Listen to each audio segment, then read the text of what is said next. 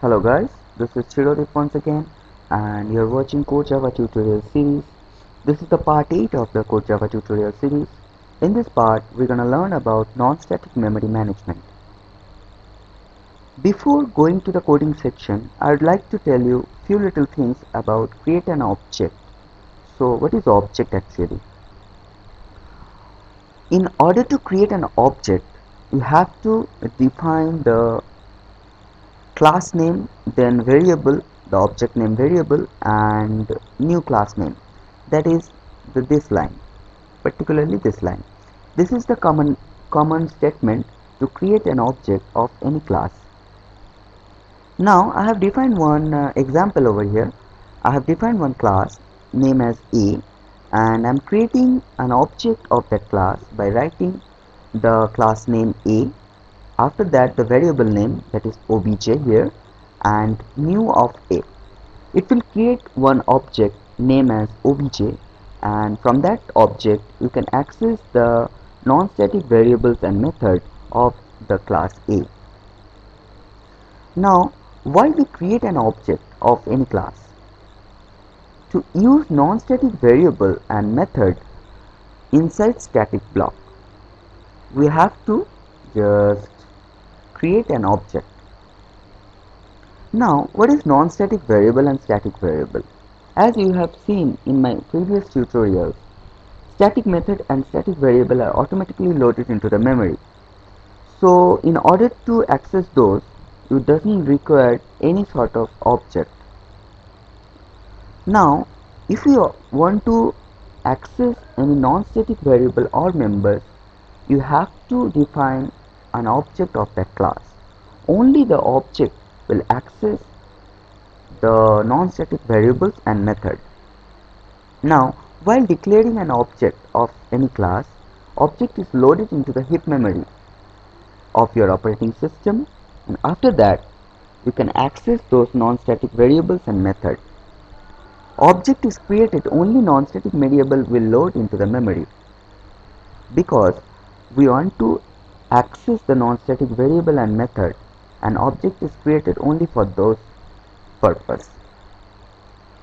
Now I hope you have got some idea about object. Now I will come back to the coding section. As you can see here, I have defined one class, that is A, and I have defined one method void test. I have not used the keyword static, so the test method will be a non-static method of class A, and in the main method I have defined one object, that is A1. I am creating one object of class A by writing the code A space A1 equals to new A. So A1 will be the first object of class A, and we are calling the test method by using dot operator A1 dot test.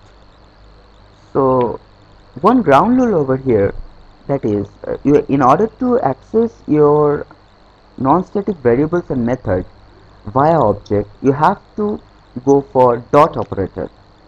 Object name dot that particular method or particular variable. Here also I have given A1 dot test. Now we are accessing test method, and the output will be from test. Let's check it out. Yeah, you can see the output is test. Now if we comment this line, suppose if we comment this line, then test method will not load into the memory automatically, and it will not show any sort of output. As you can see, no output is coming. So in order to access non-static variables and method, you have to go for object. Now moving to the next program, as you can see here, I have defined one integer variable x, that is also a non-static, and in the main method I have defined one object of class B, and the object name is obj. Now I am printing the obj.x. Here what will happen? If we declare one non-static variable, the default value will be 0, and here it will get 0 printed. After that we are reinitializing x by accessing obj.x equals to 20. and here I have defined another object, that is obj1, and I am accessing obj1.x.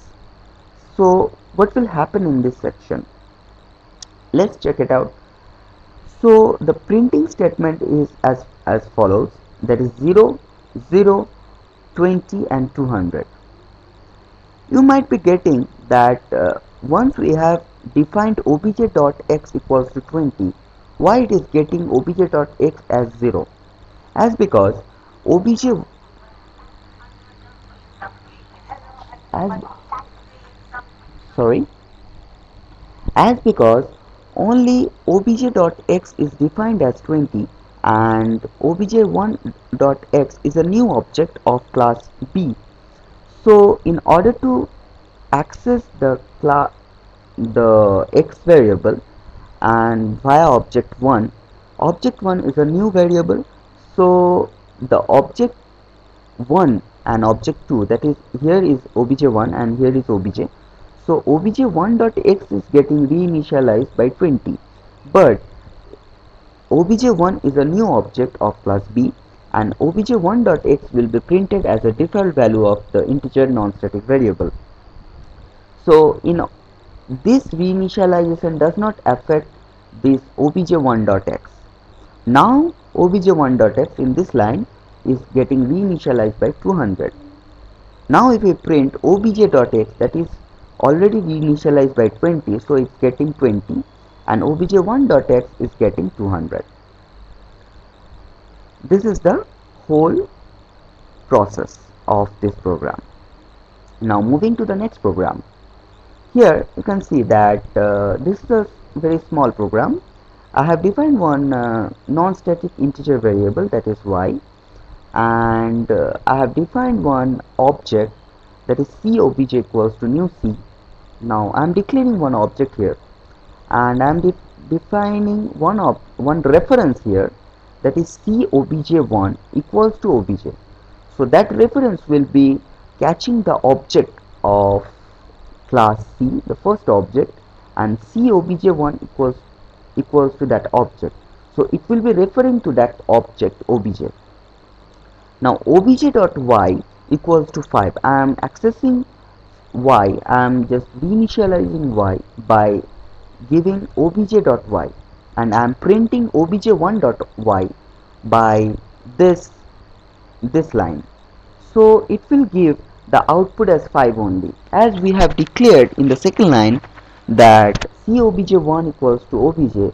So the reference of obj1 will get the object reference obj, and whatever you have initialized in obj.y, it will automatically load it into the obj1 also.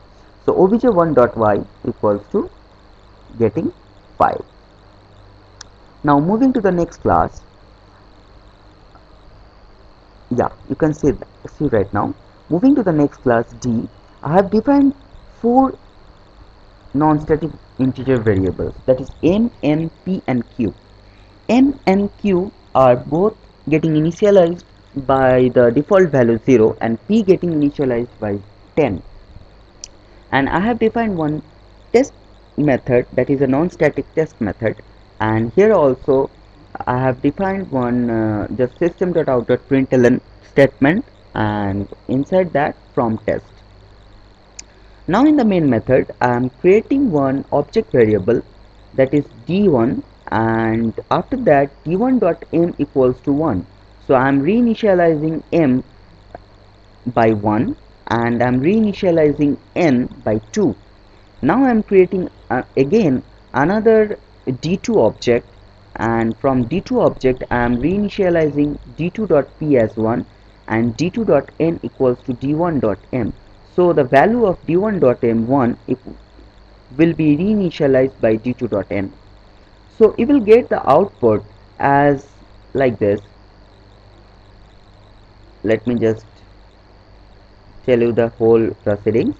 I am just printing d1.m, d1.n, d1.p, d1.q, then a delimiter, then again d2.m, d2.n, d2.p and d2.q, and I am printing d1.test and d2.test.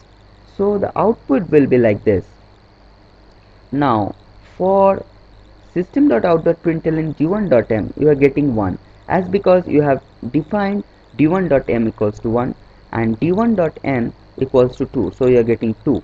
And d1.q is not initialized, it is getting the default value as d1.p equals to 10 and is getting the default value d1.q equals to 0. Now moving to the d2, d2.p equals to 1, but we have not defined d2.m, so d2.m getting the initial value, that is the default value, is equal to 0, and d2.n getting the initialized by d1.m, that equals to 1, so we are getting 1, and d2.p is getting the initial value here, from here is getting 1, and d2.q is not initialized, so you are getting 0 as a default value, and d1.test will print from test and d2.test will also print from test. Pretty simple. Yeah, I know. So let's getting into the next program. So this is a program about null pointer exception. I will tell you more about exception when we will be covering exception topic. Now here what is happening, it is a very simple class. I have defined one non-static variable, that is integer variable, and I am just, what I am doing is I am creating an object of the E class and I am calling I variable. I am reinitializing I by obj.I equals to 10. Now I am printing obj.I. Now it will get print 10, but here this statement is causing all the problems. I am reinitializing the obj as null, so obj will not hold any sort of data right now and it will not refer to anything.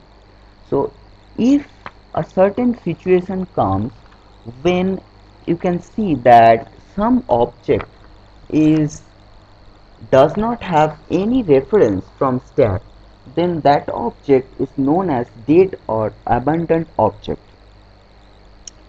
So for this dead and abandoned object, it will be it will does not hold any sort of live object, it will not called as a live object, and it will not hold any sort of variables or address. So after that I'm printing done and I'm trying to again print obj.I. So it will not hold any sort of data here, as I have defined obj equals to null, so you will be getting null pointer exception. Let's check it out. As you can see that sorry, yeah, as you can see that exception is java.lang.null pointer exception. After printing 10 and done, that is 10 will be printed and done will be printed, we are getting an exception to this line, particular this line. So this is a null pointer exception. Now we are moving towards the next program. Here I have defined one class, that is f, and I am defined one integer variable non-static, and this is a pretty simple program. F.f1 equals to new f. I am creating one object and I am printing that particular variable through that object. Now create an object to class f.